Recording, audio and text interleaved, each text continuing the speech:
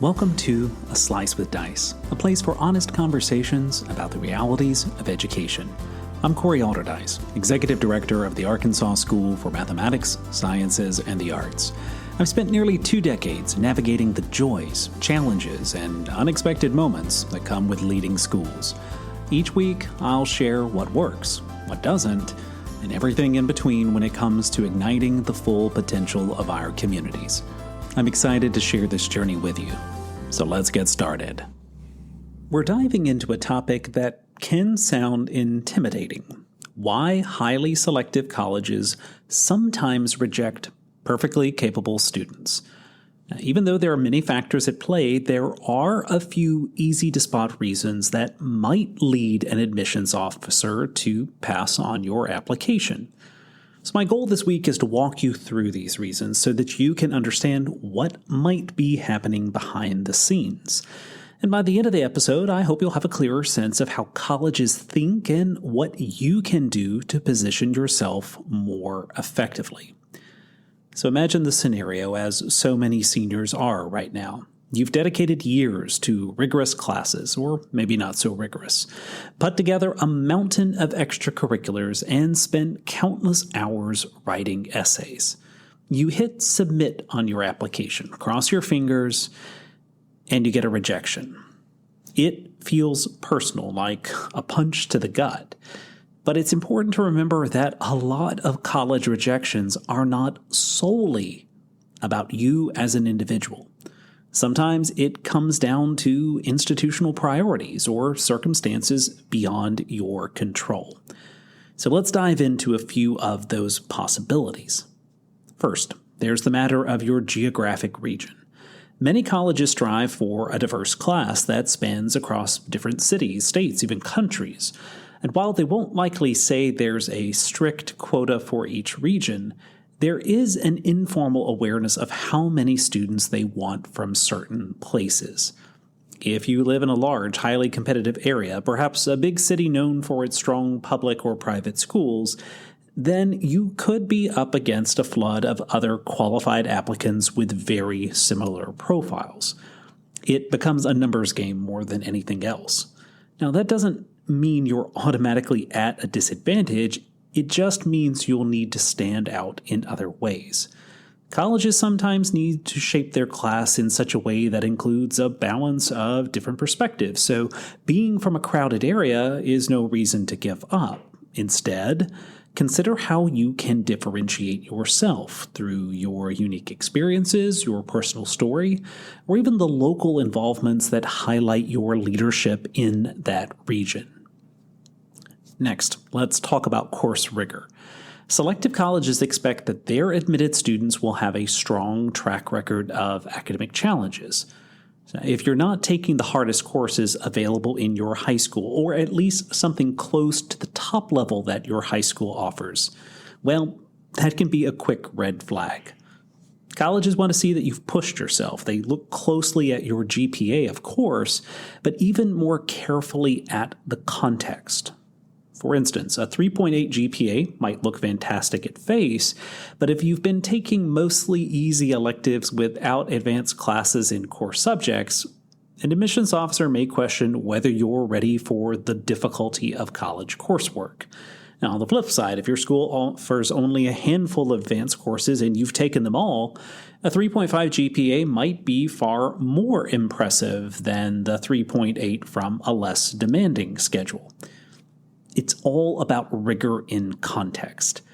If you're still early in your high school years, my best advice is to challenge yourself in the areas you care about most, while also doing well enough in your other classes to stay competitive.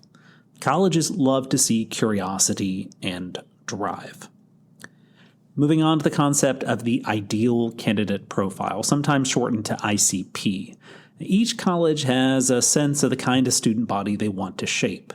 They might be looking for a certain range of test scores, or they might have a legacy of emphasizing social justice, or they might put a lot of weight on community service. In some cases, they even value characteristics like religious affiliation or a specialized set of skills to maintain traditions or strengthen certain campus organizations. Whatever their reasons, if you don't align with that profile, whether academically, ideologically, or in terms of extracurricular focus, then you might find yourself on the losing end when decisions roll out.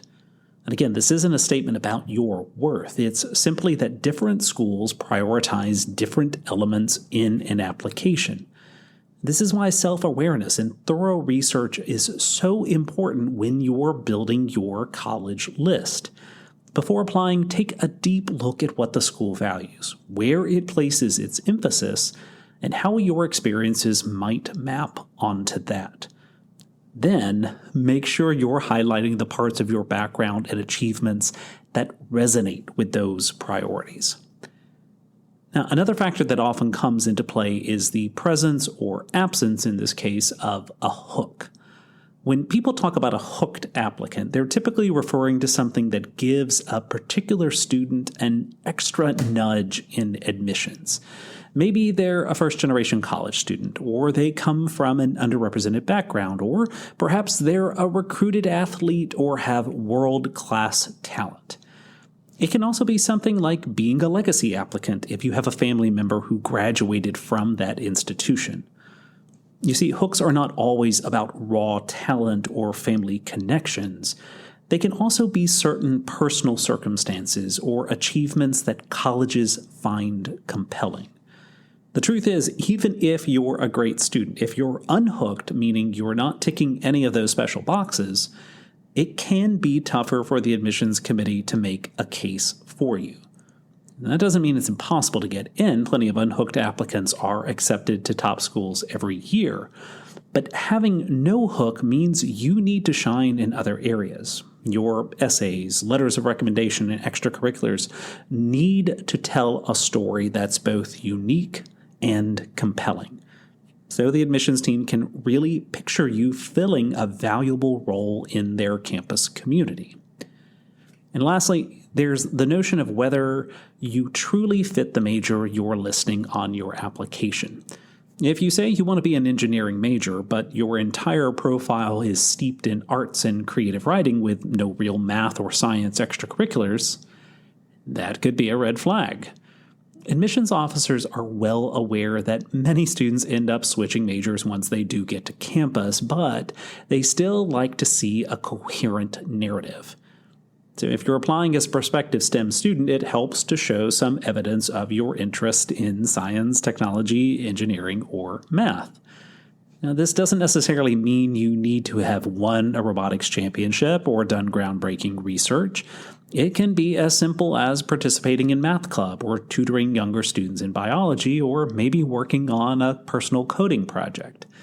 But whatever you do, make sure your essays and activities point consistently in the direction of the major you're claiming. Same goes for any field. If you're talking about a love of business, but there's no sign that you've explored entrepreneurship or finance, an admissions committee might question how serious you are about that path. One thing I hope you'll take away from all of this is that college rejections are not always about raw scores or how many extracurriculars you've logged. Regularly, it boils down to the story that your application tells and whether or not that story aligns with the school's needs and priorities. An admissions office is tasked with building a balanced class of students who will work well together, push one another academically, and embody the values that the institution wants to uphold. Now, while that may sound daunting, it can also be a relief, because once you understand these factors, you can be more strategic in your applications. You can research where you stand in terms of academic competitiveness, tailor your personal statement so it resonates with the school's ideals, and highlight the experiences that make you uniquely suited to your intended major. And if you don't have a hook, that's not the end of the road. You can demonstrate passion, curiosity, and the potential to make a real impact on the campus community, which is just as compelling if you articulate it well. So in the end, being rejected from a highly selective college doesn't mean you're not qualified. It often means there's a mismatch, or that there were simply too many applicants from your geographic area, or that you needed a slightly more challenging academic track to show you're prepared. Before hitting submit this fall, take the time to reflect on these considerations. Speak with your counselor, your teachers, or anyone else who can offer an objective viewpoint on your profile. If you find gaps, don't panic. Take steps to address them. Push yourself academically in areas that intrigue you. Build depth in an extracurricular you're genuinely passionate about. And do your homework on the colleges so you understand what they value most. By looking at these 5 factors, your region, academic rigor, alignment with the school's priorities, the presence of hooks, and the consistency of your major, you can hopefully avoid some of the common pitfalls. And remember, the admissions process is rarely a reflection of your overall potential in life. Consider these lessons, apply them where you can, and stay true to who you are, because that authenticity often ends up being the most compelling story that you can tell. A Slice with Dice is a production of the Arkansas School for Mathematics, Sciences, and the Arts. I hope today's reflection sparked some thoughts for your own journey. If you enjoyed the episode, please subscribe, share, and leave a review. Let's keep learning and leading together.